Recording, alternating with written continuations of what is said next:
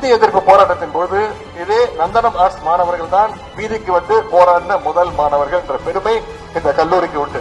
நந்தனம் கலைக்கல்லூரி மாணவர் பேரவை தொடங்கி வச்சு கலைஞர் அவர்கள் இந்தி திணிப்புக்கு எதிராக உணர்ச்சி பொங்க கலைஞர் அவர்கள் பேசினார்கள். இந்தி திணிப்புக்கு எதிராக கலைஞர் அவர்கள் இந்த கல்லூரியில் அன்னைக்கு பேசிய கருத்துக்கள் அது இன்றைக்கும் பொருத்தமாக இருக்கின்றது. 1986 பேசினார் கலைஞர். அவர் பேசும்போது சொன்னார், இந்த சிறிய அறையில நிறைய மாணவர்கள் இருக்கீங்க, உங்களை எல்லாம் இந்த அறையில கொண்டு வந்து திணிச்சிருக்கிறாங்க, திணித்து கொண்டு இருக்கின்றீர்கள், அதனால் காற்று உள்ள வர முடியல.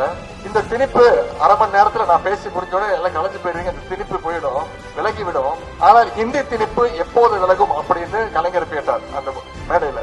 கலைஞர் அன்றைக்கு கேட்ட அந்த கேள்வி இன்றைக்கும் நமக்கு பொருத்தமாக இருக்கின்றது. நீட் தேர்வு, மும்மொழி கொள்கை, புதிய கல்விக் கொள்கைன்னு பல தொந்தரவுகளை ஒன்றிய அரசு நம்முடைய மாணவர்களுக்கு கொடுத்து கொண்டிருக்கிறது. இந்த சூழ்ச்சிகளை, ஆபத்துகளை மாணவர்களாகிய நீங்கள் முதல்ல புரிந்து கொள்ள வேண்டும். நீங்கள் இதனை சரியாக புரிந்து கொண்டால் என்றென்றைக்கும் நம்முடைய இன எதிரிகளால் நம்மை வெற்றி கொள்ளவே முடியாது என்பதை நீங்கள் உணர்ந்து கொள்ள வேண்டும். 100 வருஷங்களுக்கு முன்பு ஒடுக்கப்பட்ட பிற்படுத்தப்பட்ட மாணவர்கள் தங்கி படிப்பதற்கு விடுதி வசதி கூட கிடையாது. அப்போது டாக்டர் நடேசனார் அவர்கள் நீதி கட்சி தலைவராக இருந்தார். அவர்தான் திராவிடன் இல்லம் என்ற மாணவர் விடுதியை திருவல்லிக்கேணியில 1916ஆம் ஆண்டுல துவங்கினார். இன்றைக்கு நீதி கட்சியினுடைய மறு வடிவமாக இருக்கக்கூடிய நம்முடைய திராவிட முன்னேற்ற கழக ஆட்சி, திராவிட மாடல் ஆட்சி நடந்து கொண்டிருக்கிறது. அன்றைக்கு நம்முடைய மாணவர்களுக்கு ஹாஸ்டல் வசதி கிடையாது. ஆனால் இன்றைக்கு இந்த கல்லூரிக்கு பக்கத்தில் இருக்கக்கூடிய MC ராஜா நவீன கல்லூரி மாணவர் விடுதி கட்டடத்தை சென்ற வாரம் நம்முடைய முதலமைச்சர் அவர்கள் மாணவர்களுக்காக திறந்து வச்சிருக்கிறாங்க.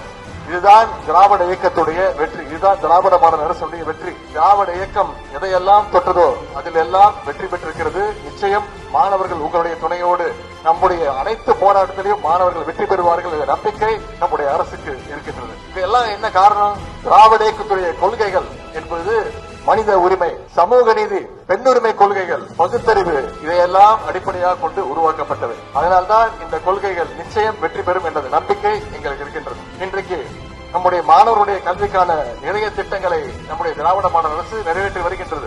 தமிழ் புதல்வன், புதுமை பெண், நான் முதல்வன் போன்ற பல திட்டங்களை எல்லாம் மாணவர்கள் உயர்கல்வி படிப்பதற்கு பேருதவியாக இருக்கின்றன. வெளிநாடுகளில் உள்ள புகழ்பெற்ற பல்கலைக்கழகங்கள் மேற்படிப்பு, ஆராய்ச்சி கல்வி பயில நம்முடைய அரசு உதவித்தொகையை தொடர்ந்து வழங்கி வருகின்றது. தமிழ்நாட்டு மாணவர்கள் கல்வியில் என்றென்றும் சிறந்து விளங்கக்கூடியவர்கள். நிச்சயம் அது தொடரும் என்ற நம்பிக்கை உள்ளது.